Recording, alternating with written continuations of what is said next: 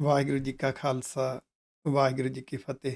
ਜਿਹੜੇ ਗੁਰਸਿੱਖ ਪਿਆਰੇ ਆਪਣੇ ਪਰਿਵਾਰ ਸਮੇਤ ਬੱਚਿਆਂ ਨਾਲ ਬੈਠ ਕੇ ਅਰਥਾਂ ਸਮੇਤ ਸਹਿਜ ਪਾਠ ਕਰਨਾ ਚਾਹੁੰਦੇ ਨੇ, ਉਹਨਾਂ ਵਾਸਤੇ ਇੱਕ ਕੰਟੀਨਿਊ ਸੀਰੀਜ਼ ਸ਼ੁਰੂ ਕੀਤੀ ਗਈ ਹੈ। ਅੱਧੇ ਘੰਟੇ ਦੀ ਵੀਡੀਓ ਤੁਸੀਂ ਗੁਰੂ ਦੇ ਪਿਆਰ ਵਿੱਚ ਆ ਕੇ ਫੋਲੋ ਕਰਨੀ ਹੈ। ਨਾਲੇ ਤੇ ਪਾਵਨ ਪਵਿੱਤਰ ਗੁਰਬਾਣੀ ਦਾ ਸਹਿਜ ਪਾਠ ਹੋ ਜਾਏਗਾ, ਨਾਲੇ ਅਰਥ ਸੁਣਦਿਆਂ ਸੁਣਦਿਆਂ ਸਾਡੇ ਅੰਦਰ ਇੰਸਟਾਲ ਹੋਣਗੇ। ਕਿਸੇ ਸਮੇਂ ਵੀ ਇਸ ਅਰਥਾਂ ਸਮੇਤ ਸਹਿਜ ਪਾਠ ਦੇ ਪਿਛਲੇ ਐਪੀਸੋਡਸ ਦੇਖਣ ਵਾਸਤੇ YouTube ਦੇ ਗੁਰਗਿਆਨ ਟੀਵੀ ਤੇ ਜਾਣਾ। ਇਹ ਲੋਗੋ ਤੁਹਾਨੂੰ ਦਿਖਾਈ ਦੇਗਾ। ਗੁਰਗਿਆਨ ਟੀਵੀ ਦੇ ਅੰਦਰ ਇੱਕ ਪਲੇਲਿਸਟ ਹੈ, SGGS ਸਹਿਜ ਪਾਠ ਵਿਦ ਮੀਨਿੰਗਸ। ਉਸ ਵਿੱਚ ਇਹ ਸਾਰੇ ਐਪੀਸੋਡਸ ਤੁਹਾਨੂੰ ਮਿਲ ਜਾਣਗੇ।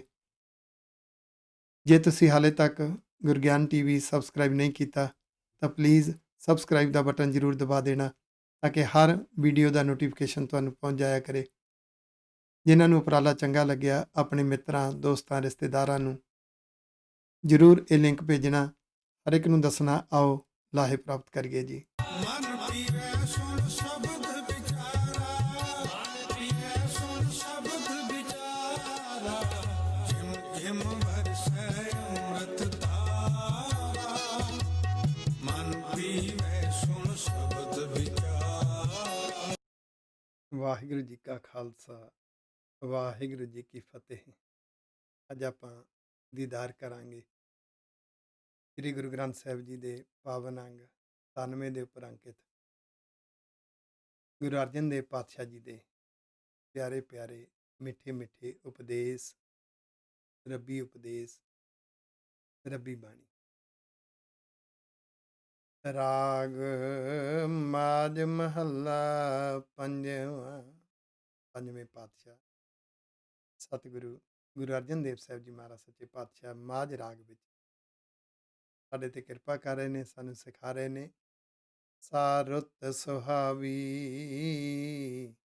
ਜਿਤ ਤੁਧ ਸੰਭਾਲੀ ਰੁੱਤ ਸਮਾਂ। ਅਸੀਂ ਇਹ ਪੰਜ ਤੱਤਾਂ ਦੇ ਸਰੀਰ ਵਿੱਚ ਜਿਉਂਦੇ ਆ। ਇਹਦੇ 'ਚ 5 ਸੈਂਸਰਸ ਲਾਏ ਗਏ ਨੇ, ਜਿਹਨੂੰ ਗਿਆਨ ਇੰਦਰੀ ਕਹਿੰਦੇ। ਇਹ ਸਾਨੂੰ ਸੋਝੀ ਜੀ ਕਰਾ ਦਿੰਦੇ ਨੇ। ਅੱਖਾਂ ਦੱਸਦੀਆਂ ਸੀਨ ਕਿਹੋ ਜਿਹੇ ਨੇ, ਕੰਨ ਦੱਸ ਦਿੰਦੇ ਨੇ ਆਵਾਜ਼ ਸੰਗੀਤ ਕਿਹੋ ਜਿਹਾ ਹੈ, ਜ਼ੁਬਾਨ ਦੱਸ ਦਿੰਦੀ ਹੈ ਸਵਾਦ, ਮਿੱਠੇ ਕੌੜੇ ਸਵਾਦਲੇ ਭੋਜਨ ਵਿੱਚ ਸਵਾਦ ਕੈਸੇ ਨੇ, ਨੱਕ ਦੱਸ ਦਿੰਦਾ ਹੈ ਸੁੰਘ ਕੇ ਸੁਗੰਧ ਦੁਰਗੰਧ ਕੈਸੀ ਹੈ। ਤੇ ਪੰਜਵਾਂ ਗਿਆਨ ਇੰਦਰ ਹੈ ਚਮੜੀ, ਸਕਿਨ। ਸਾਡੀ ਸਕਿਨ ਨੂੰ ਗਰਮੀਆਂ ਨੇ ਤਾਂ ਠੰਡੀ ਜੀ ਹਵਾ ਹੋਵੇ, ਬੱਦਲ ਛਾਏ ਹੋਣ, ਧੁੱਪ ਨਾ ਸਤਾਉਂਦੀ ਹੋਵੇ, ਅਸੀਂ ਕਹਿੰਦੇ ਬਹੁਤ ਸੋਹਣੀ ਰੁੱਤ ਹੈ, ਬੜਾ ਸੋਹਣਾ ਅੱਜ ਦਿਨ ਲੱਗਿਆ। ਸਤਿਗੁਰੂ ਜੀ ਕਹਿੰਦੇ ਉਹ ਰੁੱਤ, ਉਹ ਸਮਾਂ, ਉਹ ਦਿਨ ਬਹੁਤ ਸੁਹਾਵਣਾ ਹੈ ਜਦੋਂ ਹਿਰਦੇ ਵਿੱਚ ਵਾਹਿਗੁਰੂ ਜੀ ਦੀ ਯਾਦ ਸੰਭਾਲ ਲਈ ਆ।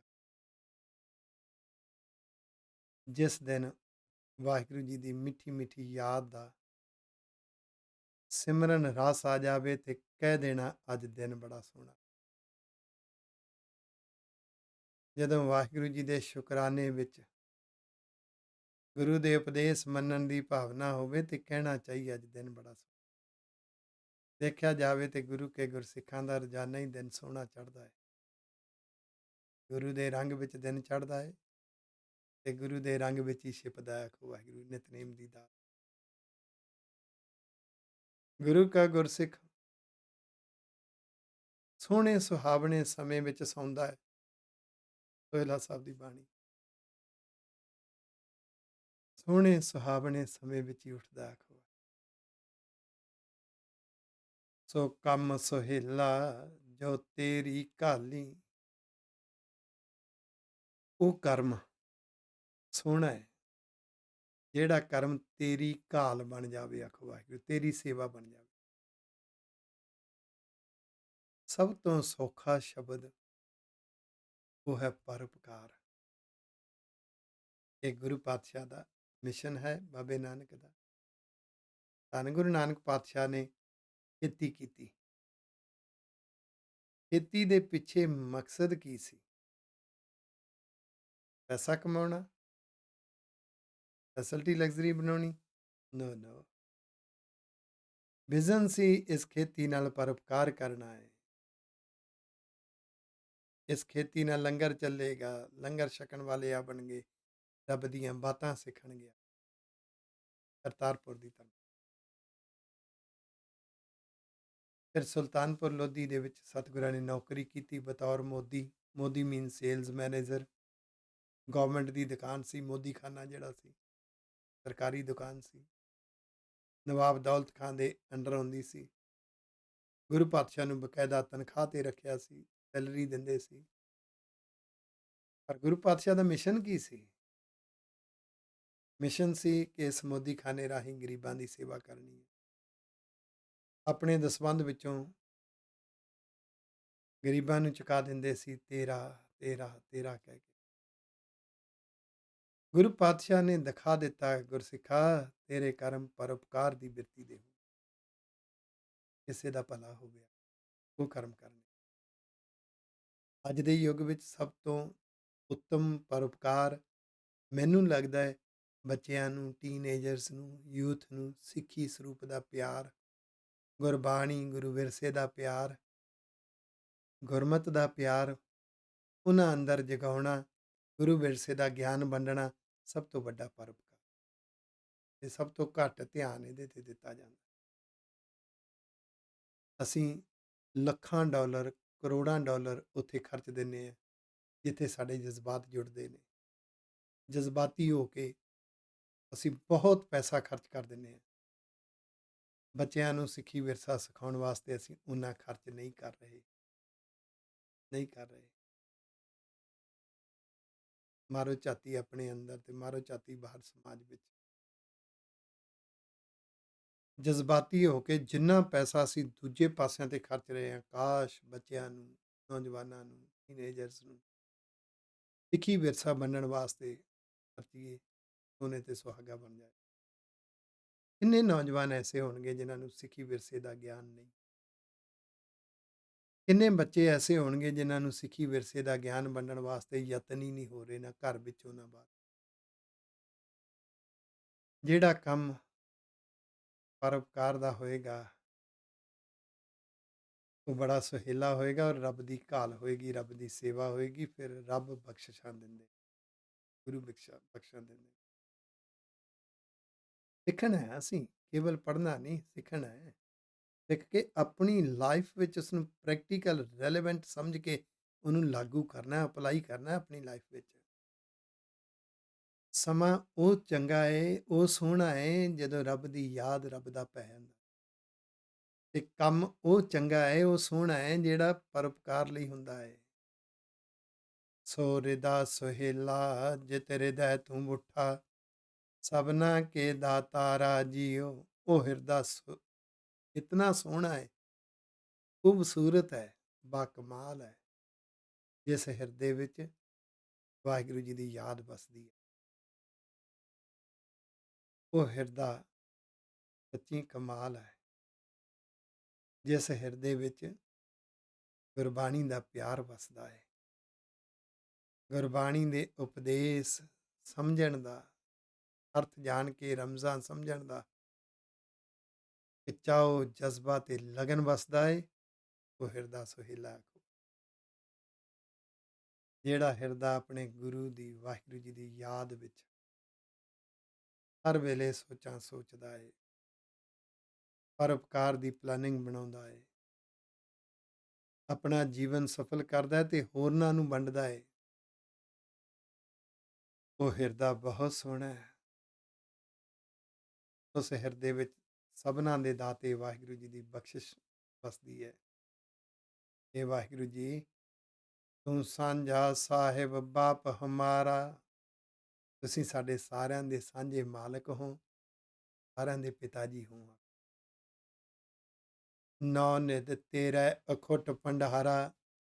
ਅੱਜ ਜਿਤਨਾ ਮਟੀਰੀਅਲਿਜ਼ਮ ਹੈ, ਜਿਤਨਾ ਪਦਾਰਥਵਾਦ ਹੈ ਯੂਨੀਵਰਸ ਵਿੱਚ, ਸਾਡੀਆਂ ਲੋੜਾਂ ਦੀ ਪੂਰਤੀ ਵਾਸਤੇ ਜੋ ਕੁਝ ਵੀ ਚਾਹੀਦਾ ਹੈ ਉਹ ਇਸ ਸਮੁੱਚੇ ਯੂਨੀਵਰਸ ਵਿੱਚ, ਕੁਦਰਤ ਵਿੱਚ ਪਿਆ ਹੈ। ਇਹਨੂੰ 9 ਹਿੱਸਿਆਂ ਵਿੱਚ ਵੰਡ ਕੇ 9 ਨਿਧੀਆਂ ਕਹਿੰਦੇ ਸੀ। ਜਿੱਥੇ 9 ਨਿਧੀਆਂ ਸ਼ਬਦ ਆਉਂਦਾ ਹੈ, ਇਟ ਮੀਨਸ ਸਾਰਾ ਮਟੀਰੀਅਲਿਜ਼ਮ, ਸਭ ਪਦਾਰਥਵਾਦ। ਤੇਰਾ ਭੰਡਾਰਾ ਭਰਿਆ ਪਿਆ ਵਾਹਿਗੁਰੂ ਜੀ, ਭਰਿਆ ਪਿਆ। ਇਹਨੂੰ ਵਰਤਣ ਦੇ ਦੋ ਤਰੀਕੇ, ਇੱਕ ਮਨ ਦੇ ਪਿੱਛੇ ਲਾ ਕੇ, ਸੁਭਾਅ ਦੇ ਪਿੱਛੇ ਲਾ ਕੇ, ਹੋਰ ਮਿਲੇ, ਹੋਰ ਮਿਲੇ, ਹੋਰ ਮਿਲੇ। ਲੋਭ ਲਾਲਚ ਵਿੱਚ ਆ ਕੇ ਐਸੀ ਉਲਝਣ ਤਾਣੀ ਬਣਾ ਲਈ ਆਪਣੇ ਆਪ ਦੇ ਅੰਦਰ, ਨਾ ਪਰਿਵਾਰ ਵਾਸਤੇ ਟਾਈਮ, ਨਾ ਬੱਚਿਆਂ ਵਾਸਤੇ ਟਾਈਮ, ਨਾ ਗੁਰੂ ਵਾਸਤੇ ਟਾਈਮ, ਨਾ ਰੱਬ ਵਾਸਤੇ time। ਜੋ ਕਰਨਾ ਸੀ ਉਹ ਹੋ ਨਹੀਂ ਰਿਹਾ, ਜਿਹਦੇ 'ਚ ਉਲਝਦਾ ਹੈ ਇਹਨੇ ਇੱਕ ਦਿਨ ਸਾਥ ਨਹੀਂ ਦੇਣਾ। ਇਹਦੇ ਸਾਈਡ ਇਫੈਕਟ ਜਦੋਂ ਆਉਣੇ ਨੇ ਨਾ, ਫਿਰ ਪਤਾ ਲੱਗਣਾ ਹੈ ਕਿ ਐਵੇਂ ਧੰਦ ਪਿੱਟਿਆ। ਇਹ ਮਨ ਦੇ ਪਿੱਛੇ ਲੱਗ ਕੇ, ਜਿਹੜੇ ਗੁਰੂ ਦੇ ਪਿੱਛੇ ਲੱਗ ਕੇ ਉਹ ਸਬਰ ਸੰਤੋਖ ਵਿੱਚ ਆਪਣੀ ਜ਼ਿੰਦਗੀ ਦਾ ਸਕੈਜੂਅਲ ਬਣਾਉਂਦੇ ਨੇ। ਪਰਿਵਾਰਕ ਲੋੜਾਂ ਵੀ ਪੂਰੀਆਂ ਕਰਨੀਆਂ ਨੇ, ਪਰਿਵਾਰ ਵਿੱਚ ਏਕਤਾ ਇਤਫਾਕ ਵਾਲਾ ਮਾਹੌਲ ਵੀ ਬਣਾ ਕੇ ਰੱਖ, ਬੱਚਿਆਂ ਨੂੰ ਗੁਰੂ ਦਾ ਸੰਸਕਾਰ ਵਿਰਸਾ ਵੀ ਵੰਡਣਾ, ਆਪਣੇ ਪਰਿਵਾਰ ਨੂੰ ਵੀ ਵੰਡਣਾ, ਹੋਰਨਾਂ ਪਰਿਵਾਰਾਂ ਨੂੰ ਵੀ ਵੰਡਣਾ। ਉਸ ਤਰੀਕੇ ਨਾਲ ਦੁਨਿਆਵੀ ਉਲਝਣ ਤਾਣੀ ਵਿੱਚ ਉਤਨਾ ਕੁ ਫਸਣਾ ਹੈ ਜਿਤਨਾ ਕਿ ਇਹ ਵੀ ਨਿਭ ਜਾਵੇ ਆਖੂਗਾ। ਉਹਨਾਂ ਨੂੰ ਪਤਾ ਹੈ ਉਹਦਾ ਭੰਡਾਰਾ ਬੇਅੰਤ ਹੈ, ਪਰ ਉਹਨਾਂ ਨੂੰ ਇੱਕ ਸਮਝ ਆ ਗਈ, ਜਿਸ ਤੂੰ ਦੇਹ ਸੋ ਤ੍ਰਿਪਤ ਅਗਾਵੈ, ਸੋਈ ਭਗਤ ਤੁਮਾਰਾ ਜੀਓ। ਇੱਕ ਤੇਰਾ ਖਜ਼ਾਨਾ ਹੋਰ ਹੈ, ਉਹ ਹੈ ਸ਼ੁਕਰਾਨੇ ਦਾ, ਉਹ ਹੈ ਸਬਰ ਸੰਤੋਖ ਦਾ, ਉਹ ਹੈ ਗੁਣਾਂ ਦਾ, ਉਹ ਹੈ ਬਖਸ਼ਿਸ਼ਾਂ ਦਾ, ਉਹ ਹੈ ਆਤਮਿਕ ਸੋਝੀ ਦਾ, ਰੱਬੀ ਉਪਦੇਸ਼ ਦਾ। ਉਹ ਖਜ਼ਾਨਾ ਗੁਰੂ ਤੋਂ ਮਿਲਣਾ ਹੈ। ਜਿਨ੍ਹਾਂ ਨੂੰ ਮਿਲ ਜਾਂਦਾ ਹੈ, ਤ੍ਰਿਪਤ ਅਗਾਵੈ, ਉਹ ਸੰਤੁਸ਼ਟ ਹੁੰਦੇ ਨੇ, ਸੈਟਿਸਫਾਈਡ ਹੁੰਦੇ ਨੇ, ਉਹ ਸਬਰ ਸੰਤੋਖ ਵਿੱਚ ਜਿਉਂਦੇ ਨੇ। ਉਹਨਾਂ ਨੂੰ ਸੰਤੁਸ਼ਟ ਹੋਣ ਦੀ ਯੁਗਤ ਆ ਗਈ ਹੈ। ਕਿਸੇ ਦੇ ਔਗਣ ਦੇਖਾਂਗੇ ਡਿਸਸੈਟਿਸਫਾਈਡ ਹੋ ਜਾਵਾਂਗੇ, ਅੰਦਰੋਂ ਸਟ੍ਰੈਸ ਜਿਹਾ ਪੈਦਾ ਹੋ ਜਾਏ, ਘੁਟਨ ਮਹਿਸੂਸ ਹੋਏਗੀ, ਉਹਦੇ ਨਾਲ ਜ਼ਹਿਰ ਬਣੇਗੀ ਨਿੰਦਾ ਕਰਨ ਦੀ, ਉਹਨੂੰ ਘਟੀਆ ਸਮਝ ਕੇ ਅੰਦਰ ਹੰਕਾਰ ਪੈਦਾ ਹੋ ਜਾਏਗਾ। ਜਿਹਨੂੰ ਤ੍ਰਿਪਤ ਹੋਣ ਦੀ, ਸੈਟਿਸਫਾਈਡ ਹੋਣ ਦੀ ਯੁਗਤ ਆ ਗਈ, ਉਹ ਕੇਵਲ ਗੁਣ ਦੇਖਦਾ ਹੈ, ਅਰਦਾਸਾਂ ਕਰਦਾ ਇਹਦੇ ਵਾਲੇ ਗੁਣ ਮੇਰੇ ਅੰਦਰ ਵੀ ਆ, ਗੁਣਾਂ ਦੀ ਸਾਂਝ ਕਰਦਾ, ਗੁਣਾਂ ਦੀ ਡਿਸਕਸ਼ਨ ਕਰਦਾ ਹੈ। ਉਹ ਆਨੰਦ ਰਸ ਵਿੱਚ ਜਿਉਂਦੇ ਨੇ, ਉਹ ਤੇਰੇ ਭਗਤ ਨੇ ਆਖੋ, ਕੋਈ ਭਗਤ ਤੁਮਾਰਾ ਜੀਓ। ਅਸਲੀ ਭਗਤ ਉਹ ਹੈ, ਸਭ ਕੋ ਆਸੈ ਤੇਰ ਹੀ ਬੈਠਾ, ਹਰ ਕੋਈ ਤੇਰੀ ਆਸ ਲਾਈ ਬੈਠਾ ਵਾਹਿਗੁਰੂ ਜੀ। ਘਟ ਘਟ ਅੰਤਰ ਤੂੰ ਹੈ ਮੁੱਠਾ, ਵਾਹਿਗੁਰੂ ਜੀ ਤੁਸੀਂ ਹਰ ਸਰੀਰ ਦੇ ਅੰਦਰ ਵਸੇ ਹੋਏ ਹੋ, ਤੁਹਾਡੀ ਜੋਤ ਹਰ ਥਾਂ ਤੇ ਹੈ। ਸਭੇ ਸਾਂਝੀ ਵਾਲ ਸਦਾਇਨ, ਤੂੰ ਕਿਸੇ ਨ ਦਿਸੈ ਬਾਹਰਾ ਜੀਓ। ਸਾਰਿਆਂ ਦੇ ਅੰਦਰ ਹੈ, ਸਾਰਿਆਂ ਦੀ ਤੇਰੇ ਨਾਲ ਸਾਂਝ ਹੈ, ਤੂੰ ਕਿਸੇ ਤੋਂ ਵੀ ਬਾਹਰ ਨਹੀਂ ਦਿਸ ਰਿਹਾ। ਤੂੰ ਆਪੇ ਗੁਰਮੁਖ ਮੁਕਤ ਕਰਾਏ, ਤੂੰ ਇੱਕ ਨਿਜ਼ਮ ਬਣਾ ਦਿੱਤਾ, ਤੇਰਾ ਆਪਰੇਟਿੰਗ ਸਿਸਟਮ ਬਾ ਕਮਾਲ ਹੈ। ਜਿੱਥੇ ਤੇਰੇ ਆਪਰੇਟਿੰਗ ਸਿਸਟਮ ਨੇ ਧਰਤੀ ਨੂੰ ਸੂਰਜ ਦੇ ਦੁਆਲੇ ਘੁੰਮਣ ਲਾ ਦਿੱਤਾ, ਗ੍ਰਹਿ ਘੁੰਮਦੇ ਪਏ ਨੇ, ਰੁੱਤਾਂ ਚੱਲਦੀਆਂ ਪਈਆਂ ਨੇ, ਕੁਦਰਤ ਦੇ ਵਰਤਾਰੇ ਵਰਤਦੇ ਪਏ ਨੇ, ਕਿਧਰੇ ਭੁਚਾਲ ਆਉਂਦੇ ਨੇ, ਕਿਧਰੇ ਸੁਨਾਮੀ ਲਹਿਰਾਂ ਆ ਜਾਂਦੀਆਂ, ਤੂਫਾਨ ਸਮੁੰਦਰੀ ਆ ਜਾਂਦੇ ਨੇ, ਕਿਧਰੇ ਅੱਗ ਦੇ ਲਾਵੇ ਨਿਕਲਦੇ ਨੇ, ਜਵਾਲਾਮੁਖੀ। ਇੰਡੋਨੇਸ਼ੀਆ ਵਰਗੇ ਦੇਸ਼ ਵਿੱਚ ਕਿੰਨੇ ਜਵਾਲਾਮੁਖੀ ਲਾਵੇ ਨਿਕਲਦੇ ਨੇ। ਨੈਟਵਰਕ ਹੈ ਤੇਰਾ, ਕੈਸਾ ਆਪਰੇਟਿੰਗ ਸਿਸਟਮ ਹੈ। ਫਿਰ ਤੂੰ ਸੋਚ, ਸੁਭਾਅ ਦੇ ਵਿੱਚ ਤੇਰੇ ਆਪਰੇਟਿੰਗ ਸਿਸਟਮ ਦਾ ਇੱਕ ਨਿਜ਼ਮ ਚੱਲ ਰਿਹਾ ਹੈ। ਜਿਹੜੇ ਗੁਣਾਂ ਵੱਲ ਨੂੰ ਖਿੱਚ ਪੈਦਾ ਹੁੰਦੀ ਹੈ, ਬਖਸ਼ਿਸ਼ ਵਾਲਾ ਜੀਵਨ ਹੋ ਜਾਂਦਾ ਹੈ, ਪਰਉਪਕਾਰੀ ਹੋ ਜਾਂਦਾ, ਲੋਭ ਲਾਲਚ ਵੱਲ ਨੂੰ ਦਿਸ਼ਾ ਹੋ ਜਾਂਦੀ ਹੈ, ਉਲਝਣ ਤਾਣੀ ਵਾਲਾ ਹੋ ਜਾਂਦਾ। ਇਸ ਲਈ ਵਾਹਿਗੁਰੂ ਜੀ ਤੂੰ ਆਪੇ ਗੁਰਮੁਖ ਮੁਕਤ ਕਰਾਏ ਹੈ, ਤੂੰ ਆਪ ਹੀ ਤੇਰੇ ਨਿਜ਼ਮ ਵਿੱਚੋਂ ਲਗਨ ਪੈਦਾ ਹੁੰਦੀ ਹੈ ਤੇ ਗੁਰੂ ਦੇ ਮੁਖ ਵਿੱਚੋਂ ਨਿਕਲੇ ਉਪਦੇਸ਼ ਨੂੰ ਸਮਰਪਿਤ ਹੁੰਦੇ ਨੇ, ਬੁਰੀਆਂ ਆਦਤਾਂ ਤੋਂ ਬਚ ਜਾਂਦੇ। ਤੂੰ ਆਪੇ ਮਨਮੁਖ ਜਨਮ ਭਵਾਏ ਹੈ, ਤੇਰਾ ਨਿਜ਼ਮ ਹੀ ਐਸਾ ਹੈ। ਜਿਨ੍ਹਾਂ ਦੀ ਦਿਸ਼ਾ ਮਨ ਦੇ ਪਿੱਛੇ ਲੱਗ ਕੇ, ਸੁਭਾਅ ਦੇ ਪਿੱਛੇ ਲੱਗ ਕੇ ਹੈ, ਉਹ ਜੀਵਨ ਵਿਅਰਥ ਕਰੀ ਜਾ ਰਹੇ ਨੇ। ਨਾਨਕ ਦਾਸ ਤੇਰਾ ਬਲਿਹਾਰ ਹੈ, ਤਬ ਤੇਰਾ ਖੇਲ ਦਸਾਰਾ ਜੀਓ, ਗੁਰੂ ਨੇ ਖੇਲ ਦਿਖਾ ਦਿੱਤਾ। ਜਦੋਂ ਇਹ ਕੌਤਕ ਦੇਖਿਆ ਤੇਰੇ ਨਿਜ਼ਮ ਦਾ, ਤੇਰੇ ਤੋਂ ਬਲਿਹਾਰ ਜਾਂਦੇ ਹਵਾ। ਤੂੰ ਨਿਜ਼ਮ ਮਨੁੱਖਾਂ ਦੇ ਅੰਦਰ ਰੱਖ ਦਿੱਤਾ, ਜ਼ਿੰਦਗੀ ਦੇ ਨਾਲ ਨਾਲ ਰੱਖ। ਉਹਨੂੰ ਹੁਕਮ ਕਿਹਾ, ਉਹਨੂੰ ਨਾਨਕ ਲਿਖਿਆ ਨਾਲ ਕਿਹਾ। ਉਹ ਅੰਦਰ ਭਾਵਨਾ ਤੋਂ ਹੀ ਸ਼ੁਰੂ ਹੋ ਜਾਂਦਾ ਹੈ। ਜਿਹੋ ਜੀ ਭਾਵਨਾ ਹੈ, ਉਹੀ ਜੀ ਖਿੱਚ ਹੈ, ਉਹੀ ਜੀ ਦਿਸ਼ਾ ਹੈ।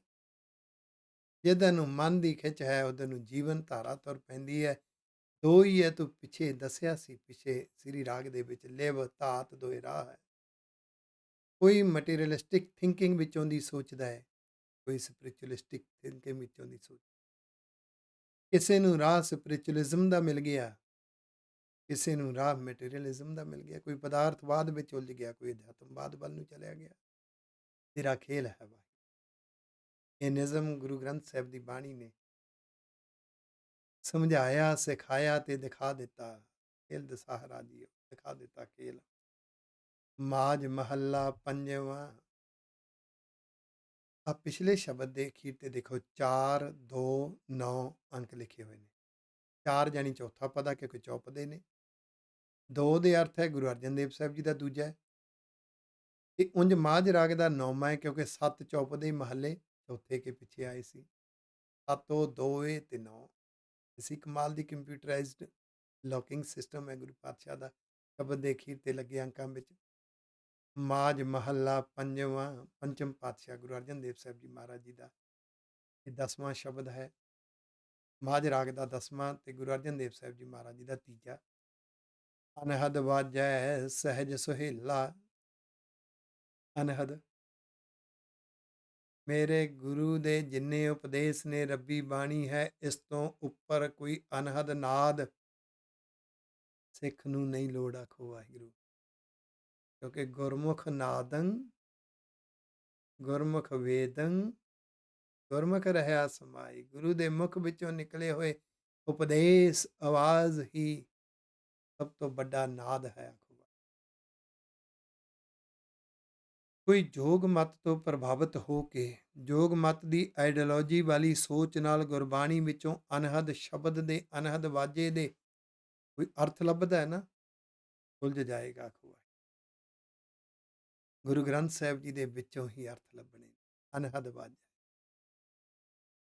ਜਿਹਦੇ ਅੰਦਰ, ਦੇਖੋ ਇੱਕ ਉਦਾਹਰਨ ਦੇਵਾਂ। ਕਿਸੇ ਦਾ ਔਗਣ ਦੇਖਿਆ, ਇਹ ਪ੍ਰਵਿਰਤੀ ਅੰਦਰ ਬੈਠੀ ਹੈ, ਆਪਣੇ ਅੰਦਰ ਝਾਤੀ ਮਾਰ। ਕਿਸੇ ਦਾ ਬੋਲ ਚੰਗਾ ਨਹੀਂ ਲੱਗਿਆ। ਕਿਉਂ ਨਹੀਂ ਚੰਗਾ ਲੱਗਿਆ? ਕਿਉਂਕਿ ਆਪਣੀ ਵਿਚਾਰਧਾਰਾ ਦੇ ਫਿੱਟ ਨਹੀਂ, ਆਪਣੀ ਸੋਚ ਦੇ ਫਿੱਟ ਨਹੀਂ, ਇਸ ਲਈ ਨਹੀਂ ਚੰਗਾ ਲੱਗਿਆ। ਉਹ ਘਟੀਆ ਜਿਹਾ ਬੰਦਾ ਹੀ ਘਟੀਆ ਜਿਹਾ ਲੱਗਣ ਲੱਗ ਜਾਏਗਾ। ਤੇ ਜੇ ਹੁਣ ਅੰਦਰ ਤੇਰੇ ਗੁਰੂ ਦਾ ਉਪਦੇਸ਼ ਅਨਹਦ ਨਾਦ ਗੂੰਜ ਪਵੇ, ਵੀ ਸਭ ਮਹਿ ਜੋਤ, ਜੋਤ ਹੈ ਸੋਏ, ਤਿਸ ਦਾ ਚਾਨਣ ਸਭ ਮਹਿ ਚਾਨਣ ਹੋਵੇ। ਤੈਨੂੰ ਹਲੂਣਾ ਮਿਲ ਜਾਵੇ, ਜਿਹਨੂੰ ਤੂੰ ਘਟੀਆ ਸਮਝਦਾ, ਪਿਆਰਿਆ ਰੱਬ ਉਹਦੇ ਵਿੱਚ ਵੀ ਬੈਠਾ ਹੈ। ਫਿਰ ਜਿਹੜੀ ਤੇਰੇ ਅੰਦਰ ਇੱਕ ਨਫ਼ਰਤ ਦੀ ਭਾਵਨਾ ਪੈਦਾ ਹੁੰਦੀ ਹੈ, ਤੇ ਤੈਨੂੰ ਇਹ ਉਪਦੇਸ਼ ਹਲੂਣਾ ਦੇ ਦੇਣ ਕਿ ਇੱਥੇ ਭੁੱਲਣ ਅੰਦਰ ਸਭ ਕੋ ਭੁੱਲ ਗੁਰੂ ਕਰਤਾਰ, ਭੁੱਲਾਂ ਤੇਰੇ ਵਿੱਚ ਵੀ ਬੈਠੀਆਂ। ਕਿਉਂ ਮੰਨੀ ਬੈਠਾ ਕਿ ਜੋ ਤੈਨੂੰ ਸਮਝ ਆਈ ਹੈ ਧਰਮ ਦੀ ਇਹ ਫਾਈਨਲ ਵਰਜ਼ਨ ਹੈ, ਇਹ ਆਖਰੀ ਸੱਚ ਹੈ? ਕਿਉਂ ਮੰਨੀ ਬੈਠਾ? ਕਿਉਂ ਮੰਨ ਲਿਆ ਜੋ ਤੈਨੂੰ ਸਮਝਾਇਆ ਗਿਆ ਉਹੀ ਆਖਰੀ ਸੱਚ ਹੈ, ਉਹੀ ਫਾਈਨਲ ਵਰਜ਼ਨ ਹੈ? ਤੂੰ ਕਿਸੇ ਦੇ ਕਹੀ ਹੋਈ ਗੱਲ ਨੂੰ ਫਾਈਨਲ ਵਰਜ਼ਨ ਮੰਨਦਾ, ਤੇਰਾ ਉਹਦੇ ਨਾਲ ਮੋਹ ਹੈ, ਤੇਰਾ ਉਸ ਸੰਸਥਾ ਨਾਲ ਮੋਹ ਹੈ, ਤੈਨੂੰ ਤਾਂ ਚੰਗਾ ਲੱਗਦਾ ਹੈ। ਜਦੋਂ ਗੁਰੂ ਦਾ ਉਪਦੇਸ਼ ਅੰਦਰ ਤੇਰੇ ਗੂੰਜੇਗਾ ਨਾ, ਤੈਨੂੰ ਹਿਲਾ ਕੇ ਰੱਖ ਦੇਗਾ। ਫਿਰ ਤੇਰਾ ਸੁਭਾਅ ਬਦਲੇਗਾ। ਇਸ ਤਰ੍ਹਾਂ ਦੀਆਂ ਘਾਟਾਂ, ਕਮਜ਼ੋਰੀਆਂ ਦੇਖਣੀਆਂ, ਨਿੰਦਾ ਕਰਨੀ ਤੇ ਨਫ਼ਰਤ ਕਰਨ ਤੋਂ। ਐਵੇਂ ਨਹੀਂ। ਅਨਹਦ ਵਾਜੈ ਸਹਿਜ ਸੁਹੇਲਾ। ਫਿਰ ਸੁਭਾਅ ਤੇਰਾ ਸੁਹੇਲਾ ਸੋਹਣਾ ਬਣੇਗਾ ਤੇ ਅੰਦਰ ਇੱਕ ਅਡੋਲਤਾ ਆਏਗੀ, ਵਿਚਲਤ ਨਹੀਂ ਹੋਏਗਾ ਛੋਟੀਆਂ ਛੋਟੀਆਂ ਗੱਲਾਂ। ਇੱਕ ਸੁਭਾਅ ਸਟੇਬਲ, ਇਹਨੂੰ ਜਿਉਣਾ ਆ ਜਾਏ। ਸ਼ਬਦ ਆਨੰਦ ਕਰੇ ਸਦ ਕੇਲਾ। ਹੁਣ ਇੱਥੇ ਦੱਸ ਦਿੱਤਾ ਨਾ ਅਨਹਦ ਕੀ ਹੈ, ਅਨਹਦ ਨਾਦ ਕੀ ਹੈ? ਸ਼ਬਦ। ਸ਼ਬਦ ਕੀ ਹੈ? ਉਪਦੇਸ਼। ਗੁਰੂ ਦੇ ਉਪਦੇਸ਼ ਰਾਹੀਂ ਮੈਂ ਬੇਨਤੀ ਕਰਾਂ, ਅਰਥ ਗੁਰਬਾਣੀ ਦੇ ਗੁਰਬਾਣੀ ਵਿੱਚੋਂ ਲੱਭੋ। ਅਸੀਂ ਕਈ ਵਾਰੀ ਕਿਸੇ ਤੋਂ ਵਿਚਾਰਧਾਰਾ ਸੁਣਦੇ ਹਾਂ, ਵੋਕੈਬਲਰੀ ਜੋਗੀਆਂ ਦੀ ਹੈ, ਤੇ ਜੋਗੀਆਂ ਦੀ ਵਿਚਾਰਧਾਰਾ ਨਾਲ ਅਸੀਂ ਇਹਨੂੰ ਸਰੀਰ ਵਿੱਚ ਕੁੰਡਲੀ ਹੁੰਦੀ ਹੈ, ਫਲਾਨਾ ਹੁੰਦਾ, ਧਿਮਕਾ ਹੁੰਦਾ, ਉਧਰ ਜੋੜਤਾ। ਅਸੀਂ ਕਨਸੈਪਟ ਨਹੀਂ ਦੇਖਿਆ, ਕਨਸੈਪਟ ਕੀ ਚੱਲ ਰਿਹਾ। ਦੋ ਦੋ ਪੰਕਤੀਆਂ ਚੁੱਕ ਲਈ। ਅਨਹਦ ਕੀ ਹੈ ਸ਼ਬਦ, ਗੁਰੂ ਦਾ ਉਪਦੇਸ਼, ਇਹਨੇ ਆਨੰਦ ਪੈਦਾ ਕਰ, ਸਦ ਕੇਲਾ, ਸਦਾ ਖੁਸ਼ੀ ਦੇਣੀ ਹੈ। ਕਿਵੇਂ ਦੇਣੀ ਹੈ? ਹੁਣ ਦੇਖਿਓ, ਜੋਗੀ ਅਨਹਦ ਸ਼ਬਦ ਵਰਤਦੇ ਸੀ। ਜੋਗੀ ਸਮਾਧੀ ਲਾਉਂਦੇ ਸੀ। ਸਮਾਧੀ ਲਾਉਣ ਵਾਸਤੇ ਇਕੱਲਾਪਣ ਦੇਖਦੇ ਸੀ, ਗੁਫਾ। ਅੱਜ ਅਸੀਂ ਕਮਰਾ, ਕਿਸੇ ਕਮਰੇ 'ਚ ਕੁੰਡੀ ਲਾ ਕੇ ਬੈਠ ਜਾਾਂਗੇ, ਇਕੱਲਾ, ਗੁਫਾ। ਪਰ ਗੁਰੂ ਪਾਤਸ਼ਾਹ ਇੱਥੇ ਕੀ ਕਹਿ ਰਹੇ ਨੇ? ਸਿੱਖ ਦੀ ਗੁਫਾ ਕਿਹੜੀ ਹੈ? ਸਿੱਖ ਦੀ ਸਮਾਧੀ ਕਿਹੜੀ ਹੈ? ਸਹਿਜ ਗੁਫਾ ਮਹਿ ਤਾੜੀ ਲਾਈ, ਆਸਣ ਊਚ ਸਵਾਰਿਆ ਜੀਓ, ਤੇਰਾ ਧਿਆਨ ਅਡੋਲਤਾ ਵੱਲ ਹੋਵੇ। ਠੀਕ ਹੈ, ਕਿਸੇ ਦੇ ਔਗਣ ਵੀ ਦੇਖੇਗਾ, ਗੁਣ ਵੀ ਦੇਖੇਗਾ, ਮਨ ਤੇਰਾ ਸਟੇਬਲ ਰਵੇ, ਕੋਈ ਗੱਲ ਨਹੀਂ। ਇਹਦਾ ਔਗਣ ਦੇਖਿਆ, ਔਗਣ ਮੇਰੇ ਵਿੱਚ ਵੀ ਨਹੀਂ। ਕਿਸੇ ਦੀ ਵਿਚਾਰਧਾਰਾ ਤੇਰੇ ਨਾਲ ਨਹੀਂ ਰਲੀ, ਤੇਰੇ ਅੰਦਰ ਘੁੰਡੀ ਕਿਉਂ ਬਣ ਗਈ ਹੈ? ਕਿਉਂਕਿ ਤੇਰਾ ਹਲੇ ਮਨ ਸਹਿਜ ਦੀ ਗੁਫਾ ਵਿੱਚ ਨਹੀਂ ਆਇਆ। ਤੂੰ ਉਹੀ ਸੁਣਨੇ ਚਾਹੁੰਦਾ ਹੈ ਜੋ ਤੇਰੇ ਸੁਭਾਅ ਦੇ ਫਿੱਟ ਹੈ, ਜੋ ਤੇਰੀ ਵਿਚਾਰਧਾਰਾ ਅਨੁਸਾਰ ਹੈ, ਤੇਰੀ ਸੋਚ ਅਨੁਸਾਰ ਹੈ। ਤੈਨੂੰ ਆਪਣੀ ਵਿਚਾਰਧਾਰਾ ਦੇ ਉਲਟ, ਆਪਣੀ ਸੋਚ ਦੇ ਉਲਟ ਹਾਲੇ ਐਕਸੈਪਟ ਕਰਕੇ ਸਿੱਖਣਾ ਨਹੀਂ ਆਇਆ। ਇਸ ਲਈ ਗੁਰਸਿੱਖੋ, ਹਮੇਸ਼ਾ ਇਹ ਧਿਆਨ ਰਵੇ, ਜੇ ਕੋਈ ਮੇਰੀ ਵਿਚਾਰਧਾਰਾ ਦੇ ਉਲਟ ਦੱਸ ਰਿਹਾ ਹੈ ਨਾ, ਮੇਰੀ ਸੋਚ ਦੇ ਉਲਟ ਕਹਿ ਰਿਹਾ ਹੈ, ਤਾਂ ਉਸ ਨੂੰ ਇੱਕ ਵਾਰੀ ਰਿਸਰਚ ਕਰਦੇ ਰਹਿਣਾ, ਮਨ ਵਿੱਚ ਰੱਖਣਾ। ਹੋ ਸਕਦਾ ਯਾਰ ਇਹ ਵਿਚਾਰਧਾਰਾ ਕਿਤੇ ਮੇਰੀ ਵਿਚਾਰਧਾਰਾ ਨਾਲ ਵਧੀਆ ਨਾ ਹੋਵੇ। ਇਸ ਲਈ ਸਹਿਜ ਗੁਫਾ, ਅਡੋਲਤਾ, ਸਟੇਬਲ ਵਿਚਾਰ ਉਸ ਨੂੰ ਗੁਰੂ ਗ੍ਰੰਥ ਸਾਹਿਬ ਜੀ ਦੇ ਵਿੱਚੋਂ, ਗੁਰੂ ਗ੍ਰੰਥ ਸਾਹਿਬ ਵਿੱਚੋਂ ਵਿਚਾਰ। ਸਹਿਜ ਗੁਫਾ ਮੈਂ ਤਾੜੀ ਲਾਈ, ਅਡੋਲਤਾ ਵਿੱਚ ਰਹਿਣਾ। ਇਹ ਤਾੜੀ ਸਮਾਧੀ ਹੈ ਇਹਦੀ। ਸਾਨੂੰ ਇਹ ਗੁਰੂ ਅਰਜਨ ਦੇਵ ਸਾਹਿਬ ਜੀ ਸਮਾਧੀ ਦਿਖਾ ਰਹੇ ਨੇ। ਜਿਹੜੀਆਂ ਸਮਾਧੀਆਂ ਸਾਨੂੰ ਕੋਈ ਸੱਜੇ ਖੱਬੇ ਦੂਸਰੇ ਦੱਸਦੇ ਨੇ ਨਾ, ਉਹ ਤਤੀਆਂ ਤਵੀਆਂ ਤੇ ਨਹੀਂ ਨਿਭਦੀਆਂ। ਆਖੋ ਵਾਹਿਗੁਰੂ। ਛੋਟਾ ਜਿਹਾ ਦੁੱਖ ਆ ਜਾਵੇ, ਉਹਦੇ 'ਚ ਨਹੀਂ ਨਿਭਦੀਆਂ। ਸਾਹਮਣੇ ਤਾਂ ਕੋਈ ਐਸੀ ਗੱਲ ਕਹਿ ਦੇਵੇ ਜਿਹੜੀ ਸਾਡੇ ਸੁਭਾਅ ਦੇ ਫਿੱਟ ਨਹੀਂ, ਸਾਡੀ ਸਮਾਧੀ ਵਿਚਲਿਤ ਹੋ ਜਾਂਦੀ ਹੈ। ਕਿਉਂਕਿ ਅਡੋਲਤਾ ਰੂਪੀ ਗੁਫਾ ਵਿੱਚ ਹਲੇ ਸਮਾਧੀ ਨਹੀਂ ਲਾਉਣੀ ਹੈ, ਅਡੋਲ ਹੋ ਕੇ ਜਿਉਣਾ ਨਹੀਂ ਹੈ। ਆਸਣ ਉੱਚ ਸਵਾਰਿਆ ਜੀਓ। ਉੱਚਾ ਆਸਣ ਕਿਹੜਾ ਹੋਇਆ? ਇਹ 5-7 ਗਦੈਲੇ ਰੱਖ ਲਏ ਉੱਚਾ ਹੋ ਗਿਆ? ਨਹੀਂ ਨਹੀਂ, ਗੁਰਮੁਖ ਸੁਭਾਅ ਉੱਚਾ ਆਸਣ ਆਖੋ। ਅਡੋਲਤਾ ਗੁਫਾ ਹੈ, ਇਹਦੇ ਵਿੱਚ ਜਿਉਣਾ ਸਮਾਧੀ ਆਖੋ। ਫਿਰ ਘੇਰੇ ਆਪਣੇ ਗ੍ਰਹਿ ਮੈਂ ਆਇਆ। ਜਿਹੜਾ ਮਨ ਫਿਰ ਗੇੜੇ ਜੇ ਮਾਰਦਾ ਸੀ ਨਾ, ਐਵੇਂ ਵਿਚਲਿਤ ਹੁੰਦਾ ਛੋਟੀਆਂ ਛੋਟੀਆਂ ਗੱਲਾਂ ਤੇ, ਅਡੋਲ ਹੋਣਾ ਸਿੱਖ ਗਿਆ। ਆਖੋ ਇਹਦਾ ਅਸਲੀ ਘਰ ਮਿਲ ਗਿਆ ਇਹਨੂੰ। ਜੋ ਲੋੜੀਂਦਾ ਸੋਈ ਪਾਇਆ। ਇਹ ਚਾਹੁੰਦਾ ਸੀ ਹਰ ਵੇਲੇ ਰੱਬ ਦੀ ਯਾਦ ਬਣੀ, ਅੰਦਰ ਰੱਬ ਦਾ ਪਹਿ ਬਣਿਆ, ਰੱਬ ਦੇ ਗੁਣਾਂ ਵਾਲਾ ਜੀਵਨ ਹੋਵੇ, ਉਹ ਗੁਣਾਂ ਨੂੰ ਪਰਉਪਕਾਰੀ ਵਰਤਣ ਦੇ ਲਈ ਅੱਗੇ ਦੀ ਅੱਗੇ ਵਧਣ ਦੀ ਰਸਤਾ ਚਾਹਤ ਬਣੀ ਰਵੇ। ਉਹ ਚੰਗੀ ਇੱਛਾ ਬਣੀ ਸੀ, ਗੁਰੂ ਦੇ ਉਪਦੇਸ਼ ਨੂੰ ਸਮਝਣਾ ਔਰ ਉਪਦੇਸ਼ ਅਨੁਸਾਰ ਜਿਉਣ ਦੀ ਇੱਛਾ ਸੀ, ਜੋ ਲੋੜੀ ਦਾ ਫਲ ਪਾ ਲਿਆ। ਤ੍ਰਿਪਤ ਅਗਾਏ ਰਹਾ ਹੈ ਸੰਤਹੁ, ਗੁਰ ਅਨਪਹੁ ਪੁਰਖ ਦਿਖਾ ਰਿਹਾ ਜੀਓ। ਅੰਦਰੋਂ ਸੈਟਿਸਫਾਈਡ ਹੋ ਕੇ ਸਬਰ ਸੰਤੋਖ ਵਿੱਚ ਜਿਉਣਾ ਆ ਗਿਆ।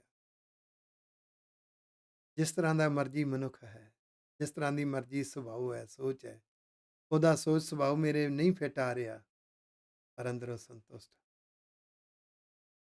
ਮਿਲਿਆ ਕਿਵੇਂ? ਗੁਰੂ ਦੇ ਉਪਦੇਸ਼ਾਂ ਨੇ ਅਨੁਭਵ, ਅੰਤਰ-ਆਤਮੇ ਸੋਝੀ ਕਰਾ ਦਿੱਤੀ, ਪੁਰਖ ਦਿਖਾ ਰਿਹਾ। ਹਰ ਥਾਂ ਤੇ ਵਾਹਿਗੁਰੂ ਜੀ ਹਾਜ਼ਰ ਨਾਜ਼ਰ ਮਹਿਸੂਸ ਕਰਵਾ ਦਿੱਤੇ।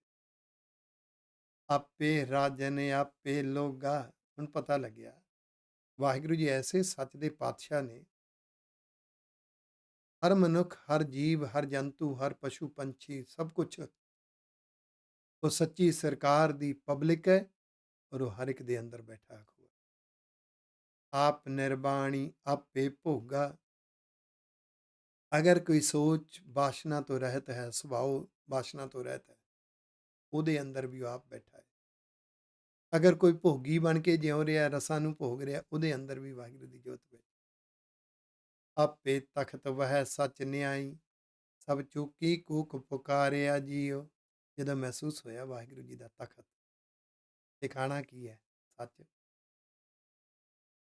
ਸੱਚ ਗੁਣ ਵੀ ਹੈ, ਸੱਚ ਵਾਹਿਗੁਰੂ ਜੀ ਦੀ ਮਿੱਠੀ ਯਾਦ ਵੀ ਹੈ, ਸੱਚ ਉਹਦੀ ਭੈ ਭਾਵਨੀ ਵੀ ਹੈ, ਸੱਚ ਉਹਦੇ ਉਪਦੇਸ਼ ਵੀ ਹੈ, ਰੱਬੀ ਉਪਦੇਸ਼। ਗੁਰੂ ਸਾਹਿਬ ਨੇ ਇਹ ਦਾਤਾਂ ਦੇਣੀਆਂ ਨੇ, ਗੁਰੂ ਸਾਹਿਬ ਨੇ ਸਿਖਾਉਣੀਆਂ ਨੇ। ਜਿਉਂ-ਜਿਉਂ ਸਿੱਖ ਕੇ ਜ਼ਿੰਦਗੀ ਜਿਉਵਾਂਗੇ, ਇਹਨੂੰ ਗੁਰੂ ਦੀ ਕਿਰਪਾ ਕਿਹਾ ਜਾਂਦਾ ਹੈ। ਪਤਾ ਲੱਗਿਆ ਗੁਰੂ ਦੇ ਉਪਦੇਸ਼ ਮੰਨਣ ਦੀ ਭਾਵਨਾ ਸੱਚ ਹੈ, ਇਹ ਤਖਤ ਹੈ, ਇੱਥੇ ਹੀ ਰੱਬ ਨੇ ਮਹਿਸੂਸ ਹੋਣਾ ਹੈ, ਇੱਥੇ ਹੀ ਬੈਠਣਾ ਹੈ। ਰੱਬ ਦੇ ਗੁਣ ਪ੍ਰੈਕਟੀਕਲ ਜਿਉਏਗਾ, ਰੱਬ ਦੀ ਯਾਦ ਵਿੱਚ ਜਿਉਏਗਾ, ਉਹ ਮਹਿਸੂਸ ਹੋਏਗਾ। ਇਹ ਉਹਦਾ ਤਖਤ ਹੈ। ਯਾਨੀ ਗੁਰਮਤ ਵਾਲੀ ਸੋਚ ਤੇ ਗੁਰਮੁਖ ਸੁਭਾਅ, ਇਹ ਰੱਬ ਦਾ ਤਖਤ ਹੈ। ਇਹਦੇ ਤੇ ਬੈਠਣਾ, ਸੁਭਾਅ ਨੂੰ ਸੰਵਾਰਨਾ। ਨਿੰਦਾ ਦੀ ਆਦਤ, ਨਫ਼ਰਤ ਦੀ ਆਦਤ, ਹੰਕਾਰ, ਲੋਭ ਲਾਲਚ ਦੀ ਆਦਤ, ਇਹ ਮੈਲੀ ਚਾਦਰ ਹੈ, ਇਹਦੇ ਤੇ ਨਹੀਂ ਬੈਠਣਾ, ਬਖਸ਼ਿਸ਼ ਨੇ ਨਹੀਂ ਬੈਠਣਾ। ਜਦੋਂ ਸੋਚ ਤੇ ਸੁਭਾਅ ਦਾ ਤਖਤ ਸੰਵਾਰਿਆ ਗਿਆ ਨਾ, ਸਭ ਚੁੱਕੀ ਕੂਕ ਪੁਕਾਰਿਆ ਜੀ। ਕੂਕ ਪੁਕਾਰਿਆ, ਇਸ ਨੂੰ ਗਿਲੇ ਕਰਨੇ ਰੱਬ ਦੇ ਅੱਗੇ, ਗਿਲਾ ਗੁਜ਼ਾਰੀ ਸ਼ਬਦ ਵਰਤਦੇ। ਆਹ ਨਹੀਂ ਮੈਨੂੰ ਆਹ ਚਾਹੀਦਾ, ਆਹ ਨਹੀਂ ਮੈਨੂੰ ਆਹ ਚਾਹੀਦਾ, ਇੱਦਾਂ ਨਾ ਹੋਵੇ, ਇੱਦਾਂ ਹੋਵੇ। ਗੁੱਸਾ ਨਾ ਕਰਨਾ। ਅੱਜ ਧਰਮ ਦੀ ਦੁਨੀਆ ਵਿੱਚ ਬੰਦਾ ਜਿਸ ਤਰ੍ਹਾਂ ਦੀ ਭਗਤੀ ਕਰਦਾ ਨਾ, ਉਹਨੂੰ ਇੱਦਾਂ ਲੱਗਦਾ ਦੁਨੀਆ ਸੰਵਰੇਗੀ ਤਾਂ ਜੇ ਸਾਰੇ ਮੇਰੇ ਵਾਂਗੂ ਭਗਤੀ ਕਰਨ ਜਿਸ ਤਰ੍ਹਾਂ ਦੀ ਮੈਂ ਕਰਦਾ। ਉਹ ਜਿਸ ਤਰ੍ਹਾਂ ਦੀ ਗੁਰਮਤ ਨਿਭਾਉਂਦਾ ਨਾ, ਜਿਸ ਤਰ੍ਹਾਂ ਦਾ ਧਰਮ ਨਿਭਾਉਂਦਾ, ਉਹਨੂੰ ਲੱਗਦਾ ਸਾਰੇ ਹੀ ਇਸ ਤਰ੍ਹਾਂ ਦਾ ਧਰਮ ਨਿਭਾਉਣ ਤਾਂ ਗੱਲ ਬਣੇਗੀ। ਇਹ ਹੋਰ ਤਰ੍ਹਾਂ ਦਾ ਕਿਉਂ ਨਿਭਾ ਰਹੇ ਨੇ? ਤੇ ਜਪਜੀ ਸਾਹਿਬ 'ਚ ਪੜ੍ਹਦਾ ਅਸੰਖ ਜਪ, ਅਸੰਖ ਤਪ, ਅਣਗਿਣਤ ਨੇ। ਗੁਰਬਾਣੀ 'ਚੋਂ ਪੜ੍ਹਦਾ ਬਲਿਹਾਰ ਜਾਉ ਜੇਤੇ ਤੇਰੇ ਨਾਮ ਹੈ, ਬਲਿਹਾਰ ਜਾਣਾ ਮੈਂ, ਪਰ ਅੰਦਰ ਗਿਲਾ ਗੁਜ਼ਾਰੀ ਬੈਠੀ ਹੈ। ਇਹ ਇੱਦਾਂ ਕਿਉਂ ਧਰਮ ਨਿਭਾ ਰਿਹਾ ਹੈ? ਇਹ ਇੱਦਾਂ ਕਿਉਂ ਨਾਮ ਜਪ ਰਿਹਾ? ਇਹ ਇੱਦਾਂ ਕਿਉਂ ਨਹੀਂ ਜਪਦਾ? ਇਹ ਇੱਦਾਂ ਕਿਉਂ ਨਹੀਂ ਧਰਮ ਨਿਭਾਉਂਦਾ? ਫਿਰ ਇਹ ਗਿਲਾ ਗੁਜ਼ਾਰੀ ਅੰਦਰੋਂ ਦੂਰ ਹੋ ਜਾਏਗੀ। ਜਦੋਂ ਸੁਭਾਅ ਗੁਰਮੁਖ ਬਣ ਜਾਏਗਾ, ਸੋਚ ਗੁਰਮਤ ਵਾਲੀ ਆ ਜਾਏਗੀ, ਮਤ ਗੁਰਮਤ ਬਣ ਜਾਏਗੀ। ਗੁਰਮਤ ਮਤ ਸੱਚ ਹੈ, ਸੱਚ ਦਾ ਰਸ ਹੈ, ਸੱਚ ਦਾ ਰਸ ਮਾਨਣ ਦਾ ਸਾਧਨ ਹੈ। ਗੁਰਮੁਖ ਸੁਭਾਅ ਸੱਚ ਤੱਕ ਪਹੁੰਚਣ ਦਾ ਸਾਧਨ ਹੈ। ਉਹੀ ਸੱਚਾ ਤਖਤ ਹੈ ਵਾਹਿਗੁਰੂ ਜੀ ਦਾ, ਇੱਥੇ ਹੀ ਬਖਸ਼ਿਸ਼ ਨੇ ਬੈਠਣਾ ਹੈ। ਇਹਦੇ ਨਾਲ ਹੀ ਗਿਲਾ ਗੁਜ਼ਾਰੀ ਕੂਕ ਪੁਕਾਰਿਆ ਅੰਦਰੋਂ ਖਤਮ। ਜੇ ਹਾ ਡਿੱਠਾ ਮੈਂ ਤੇ ਹੋ ਕਹਿਆ। ਧੰਨ ਗੁਰੂ ਅਰਜਨ ਦੇਵ ਸਾਹਿਬ ਜੀ ਮਹਾਰਾਜ ਕਹਿੰਦੇ, ਪਿਆਰਿਓ, ਜਿਹੋ ਜਿਹਾ ਮੈਂ ਜਿਸ ਨਜ਼ਰੀਏ ਨਾਲ ਦੇਖਿਆ, ਉਹ ਨਜ਼ਰੀਆ ਤੁਹਾਡੇ ਸਾਹਮਣੇ ਦਿੱਤਾ। ਦੇਖੋ, ਸਤਿਗੁਰੂ ਦਾਅਵਾ ਨਹੀਂ ਕਰ ਰਹੇ, ਅਸੀਂ ਆਪਣੀ ਵਿਚਾਰਧਾਰਾ ਤੇ ਦਾਅਵੇ ਕਰਦੇ ਹਾਂ, ਆਪਣੀ ਸੰਸਥਾ ਦੇ ਵਿਚਾਰਧਾਰਾ ਤੇ ਦਾਅਵੇ ਕਰਦੇ ਹਾਂ। ਸਾਨੂੰ ਜਿਹਨੇ ਧਰਮ ਸਿਖਾਇਆ ਹੁੰਦਾ, ਅਸੀਂ ਉਹਦੀ ਵਿਚਾਰਧਾਰਾ ਤੇ ਦਾਅਵੇ ਕਰਦੇ ਹਾਂ। ਸਤਿਗੁਰੂ ਕਹਿੰਦੇ, ਪਿਆਰੇ, ਜਿੰਨੀ ਕੁ ਮੈਂ ਡਿੱਠਾ ਦੇਖਿਆ, ਉਹਨਾਂ ਕੁ ਤੁਹਾਨੂੰ ਦੱਸ ਦਿੱਤਾ। ਇਸ ਰਸ ਆਇਆ ਜਿਨ ਭੇਦ ਲਹਿਆ। ਜਿਨ੍ਹਾਂ ਨੂੰ ਇਹ ਭੇਦ ਸਮਝ ਆ ਗਿਆ, ਉਹਨਾਂ ਰਸ ਮਾਣ ਲਿਆ। ਜੋਤੀ ਜੋਤ ਮਿਲੀ ਸੁਖ ਪਾਇਆ, ਜਨ ਨਾਨਕ ਇੱਕ ਪਸਾਰਿਆ ਜੀਓ। ਵਾਹਿਗੁਰੂ ਜੀ ਦੀ ਜੋਤ ਹਰ ਥਾਂ ਤੇ ਹੈ। ਜਦੋਂ ਮਨ ਰੂਪੀ ਜੋਤ, ਆਤਮਾ ਰੂਪੀ ਜੋਤ ਵਿੱਚ ਸਮਾ ਗਈ, ਆਤਮਾ ਗੁਣੀ ਹੈ, ਗੁਣੀ ਨਿਧਾਨ ਹੈ, ਉਹਦੀ ਜੋਤ ਹੈ। ਮਨ ਗੁਣਵਾਨ ਬਣ ਗਿਆ, ਉਹਦੀ ਜੋਤ ਵਰਗਾ ਬਣ ਗਿਆ, ਮਿਲਾਪ ਹੋ ਗਿਆ। ਜਦੋਂ ਅੰਦਰੋਂ ਰੱਬ ਦੇ ਪਿਆਰ ਵਿੱਚ, ਰੱਬ ਦੇ ਭੈ ਵਿੱਚ ਭੇਜਿਆ, ਤਾਂ ਉਸ ਦੀ ਜੋਤ ਹੀ ਹਰ ਥਾਂ ਤੇ ਪਸਰੀ ਦਿਖਾਈ ਦਿੱਤੀ। ਮਾਝ ਮਹੱਲਾ ਪੰਜਵਾਂ, ਮਾਝ ਰਾਗ ਵਿੱਚ 11ਵਾਂ ਸ਼ਬਦ, ਗੁਰੂ ਅਰਜਨ ਦੇਵ ਪਾਤਸ਼ਾਹ ਜੀ ਦਾ ਚੌਥਾ ਸ਼ਬਦ। ਜਿਤ ਘਰ ਪਿਰ ਸੁਹਾਗ ਬਣਾਇਆ। ਜਿਹਦਾ ਹਿਰਦਾ ਸੁਹਾਗ ਸੋਹਣਾ ਬਣਾ ਦਿੱਤਾ, ਭਾਵ ਗੁਰਮੁਖ ਸੁਭਾਅ। ਜਿਹਦੀ ਸੋਚ ਸੋਹਣੀ ਬਣ ਗਈ, ਗੁਰਮਤ ਵਾਲੀ ਸੋਚ। ਜਿਤ ਘਰ ਸਖੀਏ ਮੰਗਲ ਗਾਇਆ। ਉਹਦੇ ਅੰਦਰ ਖੁਸ਼ੀਆਂ ਹੀ ਖੁਸ਼ੀਆਂ। ਮਨ ਦੇ ਕੋਲ ਸੁਭਾਅ ਹੈ, ਸੁਭਾਅ ਸੋਹਣਾ ਬਣ ਗਿਆ। ਮਨ ਦੀ ਸਾਥਣ ਸਖੀ ਕੌਣ ਹੈ? ਸਹੇਲੀ ਕੌਣ ਹੈ ਮਨ ਦੀ? ਮਤ। ਮਤ ਨੇ ਗੁਰੂ ਦੇ ਮਾਰਗ ਤੇ ਤੁਰ ਕੇ ਅੰਦਰੋਂ ਗੁਰੂ ਦੀਆਂ ਖੁਸ਼ੀਆਂ ਮਾਣੀਆਂ। ਆਨੰਦ ਵਿਨੋਦ ਤਿਤੈ ਘਰ ਸੋ ਹੈ, ਜੋ ਹਰ ਧਨ ਕੰਤ, ਜੋ ਧਨ ਕੰਤ ਸ਼ਿੰਗਾਰੀ ਜੀਓ। ਜਿਹੜੀ ਮਤ ਰੂਪੀ ਕੰਤ, ਵਾਹਿਗੁਰੂ ਜੀ ਨੇ ਸੰਵਾਰ ਦਿੱਤੀ, ਜਾਣੀ ਗੁਰਮਤ ਵਾਲੀ ਸੋਚ ਆ ਗਈ, ਗੁਰਬਾਣੀ ਅਨੁਸਾਰ ਨਜ਼ਰੀਆ ਸੋਚ ਵਾਲਾ ਬਣ ਗਿਆ। ਉਹਦੇ ਲਈ ਸਾਰੇ ਆਨੰਦ ਵਿਨੋਦ ਖੁਸ਼ੀਆਂ ਦੇ ਕੌਤਕ ਵਾਪਰ ਰਹੇ ਨੇ, ਸਭ ਵਰਤਾਰਿਆਂ ਵਿੱਚ ਵਾਹਿਗੁਰੂ ਜੀ ਵਰਤ ਰਹੇ ਨੇ। ਸਾ ਗੁਣਵੰਤੀ ਸਾ ਵਡ ਭਾਗਣ, ਅਸਲੀ ਗੁਣਵੰਤੀ ਉਹ ਹੈ ਕਿਉਂਕਿ ਕੇਵਲ ਬਾਕੀ ਧਰਮਾਂ ਵਾਂਗੂ ਆਨੰਦ ਨਹੀਂ ਮਾਣਦੀ, ਉਹ ਪਰਉਪਕਾਰ ਕਰਦੀ ਹੈ। ਵੱਡੇ ਭਾਗਾਂ ਵਾਲੀ ਹੈ, ਅੰਦਰ ਗੁਣ ਨੇ, ਅੰਦਰ ਵੱਡੀ ਸੋਚ ਹੈ, ਦੂਜਿਆਂ ਦੇ ਭਲੇ ਦੀ ਸੋਚ ਹੈ। ਪੁੱਤਰਵੰਤੀ ਸੀਲਵੰਤ ਸੁਹਾਗਣ, ਪੁੱਤਰਵੰਤੀ ਅੰਦਰ ਆਤਮਿਕ ਗਿਆਨ ਰੂਪੀ ਪੁੱਤਰ ਪੈਦਾ ਹੋ ਗਿਆ ਮੱਤ ਦੇ ਅੰਦਰ। ਪ੍ਰਧਾਨੇ ਮੰਨੀ ਪਰਮੰਨੀ ਹੈ, ਆਈਡੀਅਲ ਸੋਚ ਹੈ, ਉਹ ਗੁਰੂ ਨੂੰ ਪਿਆਰੀ ਸੋਚ ਹੈ, ਉਹ ਰੱਬ ਦੀ ਪਿਆਰੀ ਸੋਚ ਹੈ। ਸਭ ਸ਼ਿੰਗਾਰ ਬਣੇ ਤਿਸ ਗਿਆਨੇ, ਗੁਰੂ ਦੇ ਉਪਦੇਸ਼ ਵਿੱਚੋਂ ਮਿਲਿਆ ਹੋਇਆ ਜਿਹੜਾ ਆਤਮਿਕ ਗਿਆਨ ਹੈ ਨਾ, ਉਸ ਗਿਆਨ ਨੇ ਇਹ ਸਾਰੇ ਸ਼ਿੰਗਾਰ ਬਣਾਏ ਉਹਦੇ। ਗੁਰਮੁਖ ਸੁਭਾਅ ਵਾਲੇ, ਗੁਣਾਂ ਵਾਲਾ ਜੀਵਨ, ਪਰਉਪਕਾਰ ਵਾਲਾ ਜੀਵਨ, ਗੁਰੂ ਰੱਬ ਦੇ ਭੈ ਵਿੱਚ ਫੈਸਲੇ, ਇਹ ਸਾਰਾ ਸ਼ਿੰਗਾਰ ਗੁਰੂ ਦੇ ਉਪਦੇਸ਼ ਦੇ ਗਿਆਨ ਵਿੱਚੋਂ ਨਿਕਲਿਆ। ਗਿਆਨੇ ਤਿਸ ਗਿਆਨ ਰਾਹੀਂ ਸਾ ਕੁਲਵੰਤੀ ਸਾ ਸਬਰਾਈ, ਜੋ ਫਿਰ ਕੈ ਰੰਗ ਸਵਾਰੀ ਜੀਓ। ਕੁਲਵੰਤੀ, ਇਸ ਮੱਤ ਦੀ ਕੁੱਲ ਚੰਗੀ ਹੈ ਕਿਉਂਕਿ ਇਹ ਮੱਤ ਕਿੱਥੋਂ ਆਈ ਹੈ? ਗੁਰੂ ਕੋਲੋਂ ਆਈ ਹੈ। ਗੁਰੂ ਦੀ ਮੱਤ ਕਿੱਥੋਂ ਆਈ ਹੈ? ਰੱਬ ਕੋਲੋਂ ਆਈ ਹੈ। ਕਿੱਡੀ ਚੰਗੀ ਕਮਾਲ ਦੀ ਕੁੱਲ ਹੈ। ਇਹਦੇ ਭਰਾ ਕੌਣ ਨੇ? ਗੁਣ ਇਹਦੇ ਭਰਾ ਨੇ। ਗੁਰੂ ਦਾ ਗਿਆਨ, ਗੁਰੂ ਦੀਆਂ ਸਿੱਖਿਆਵਾਂ, ਇਹ ਚੰਗੇ ਭੈਣ ਭਰਾਵਾਂ ਵਾਲੀ ਹੈ। ਇਹ ਆਪਣੇ ਪਤੀ ਵਾਹਿਗੁਰੂ ਦੇ ਪਿਆਰ ਦੇ ਰੰਗ ਵਿੱਚ ਸੰਵਾਰੀ ਗਈ ਹੈ ਮੱਤ। ਮਹਿਮਾ ਤਿਸ ਕੀ ਕਹਿਣ ਨਾ ਜਾਏ, ਇਹਦੀ ਮਹਿਮਾ ਦੱਸੀ ਨਹੀਂ ਜਾ ਸਕਦੀ, ਬੜੀ ਕੀਮਤੀ ਹੈ। ਇਹ ਸੋਚ ਹਰ ਇੱਕ ਦੇ ਅੰਦਰ ਆਉਣੀ ਚਾਹੀਦੀ ਹੈ। ਜੋ ਪਿਰ ਮੇਲ ਲਈ ਅੰਗ ਲਾਏ, ਵਾਹਿਗੁਰੂ ਜੀ ਨੇ ਇਹਨੂੰ ਅੰਗ ਸੰਗ ਨਾਲ ਲਾ ਲਿਆ। ਇਹ ਵਾਹਿਗੁਰੂ ਜੀ ਦੇ ਭੈ ਭਾਵਨੀ ਵਿੱਚ ਫੈਸਲੇ ਲੈਂਦੀ ਹੈ। ਐਸੀ ਮੱਤ ਹੈ। ਗੁਰੂ ਦੇ ਉਪਦੇਸ਼ ਵਿੱਚੋਂ ਸੋਚ ਨੇ ਬਦਲਣਾ ਹੈ, ਸੁਭਾਅ ਨੇ ਬਦਲਣਾ ਹੈ, ਇਹ ਮੱਤ ਨੇ ਬਦਲਣਾ ਹੈ। ਇਸ ਲਈ ਸੁਰਤ ਸ਼ਬਦ ਦਾ ਮੇਲ ਹੈ, ਮੱਤ ਦਾ ਤੇ ਗੁਰੂ ਦੇ ਉਪਦੇਸ਼ ਦਾ ਮੇਲ ਹੈ। ਫਿਰ ਸੁਹਾਗ ਵਰ ਅਗਮ ਅਗੋਚਰ, ਜਨ ਨਾਨਕ ਪ੍ਰੇਮ ਸਧਾਰੀ ਜੀਓ। ਇਹਦਾ ਸੁਹਾਗ, ਇਹਦਾ ਵਰ, ਇਹਦਾ ਮਿਲਾਪ ਵਾਹਿਗੁਰੂ ਜੀ ਦੇ ਨਾਲ ਜੋ ਅਗਮ ਅਗੋਚਰ ਹੈ, ਪਹੁੰਚ ਤੋਂ ਪਰੇ ਹੈ। ਉਹਦੇ ਪਿਆਰ ਵਿੱਚ ਭਿੱਜੀ ਹੋਈ ਇਹ ਮੱਤ ਸਧਾਰੀ ਗਈ, ਸੁਚੱਜੀ ਬਣ ਗਈ, ਸਿਆਣੀ ਬਣ ਗਈ। ਸਤਿਗੁਰੂ ਜੀ ਕਿਰਪਾ ਕਰਨ, ਗੁਰਬਾਣੀ ਪੜ੍ਹਨ ਦਾ ਇੱਕੋ ਇੱਕ ਵਿਜ਼ਨ ਬਣ ਜਾਵੇ। ਗੁਰੂ ਦੇ ਉਪਦੇਸ਼ ਅਨੁਸਾਰ ਸੁਭਾਅ ਬਣੇ, ਗੁਰੂ ਦੇ ਉਪਦੇਸ਼ ਅਨੁਸਾਰ ਸੋਚ ਬਣੇ। ਭੁੱਲਾਂ ਚੁੱਕਾਂ ਦੀ ਖਿਮਾ। ਵਾਹਿਗੁਰੂ ਜੀ ਕਾ ਖਾਲਸਾ, ਵਾਹਿਗੁਰੂ ਜੀ ਕੀ ਮਨ ਪੀਵੈ ਸੁਣ ਸ਼ਬਦ ਵਿਚਾਰਾ, ਮਨ ਪੀਵੈ ਸੁਣ ਸ਼ਬਦ ਵਿਚਾਰਾ, ਜਿਮ ਜਿਮ ਵਰਸੈ ਅੰਮ੍ਰਿਤ ਧਾਰਾ। ਮਨ ਪੀਵੈ